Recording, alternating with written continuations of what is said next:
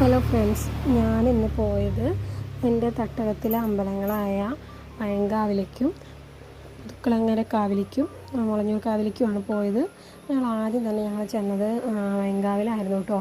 അപ്പോൾ ഈ 3 അമ്പലങ്ങളെന്ന് പറഞ്ഞു കഴിഞ്ഞാൽ സഹോദരിമാരാണ്. ഇവിടുത്തെ 3 ദേവികളും അവിടുത്തെ സഹോദരിമാരാണെന്നാണ് പറയുന്നത്. ഞാൻ കേട്ടിട്ടുള്ള കഥയാണ്, എത്രത്തോളം സത്യമുണ്ട് എന്താണ് അതിൻ്റെ ഇതൊന്നും എനിക്കറിയില്ല.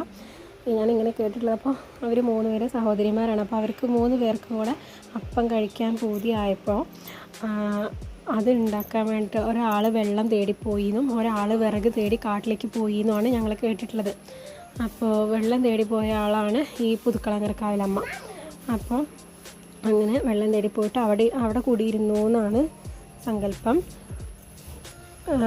പിന്നെ അതേപോലെ മുളഞ്ഞൂർ കാവിലേക്ക് പോയത്, അവിടെ ഫുള്ള് കാടാണ്.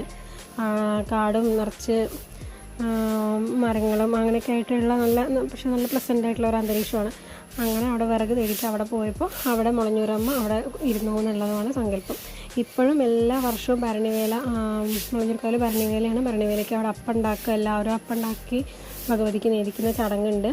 അപ്പോൾ ഞങ്ങൾ ഇങ്ങനെയാണ് കേട്ടിട്ടുള്ളത്. പിന്നെ പഴങ്കാവിലമ്മയുടെ കഥ എന്താണെന്ന് എനിക്ക് അങ്ങനെ ഡീറ്റെയിൽ ആയിട്ട് അങ്ങനെ അറിയില്ല കേട്ടോ, ഞാൻ കേട്ടിട്ടില്ല.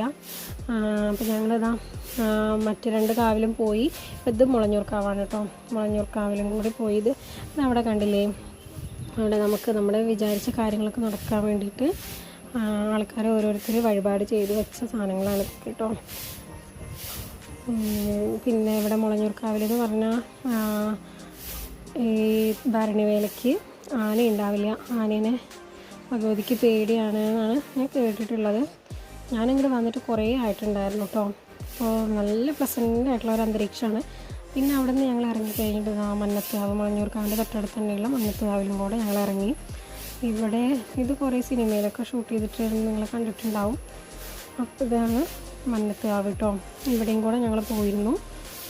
അവിടെയൊക്കെ പോയിട്ട് ഞങ്ങളങ്ങനെ തിരിച്ചു വന്നു.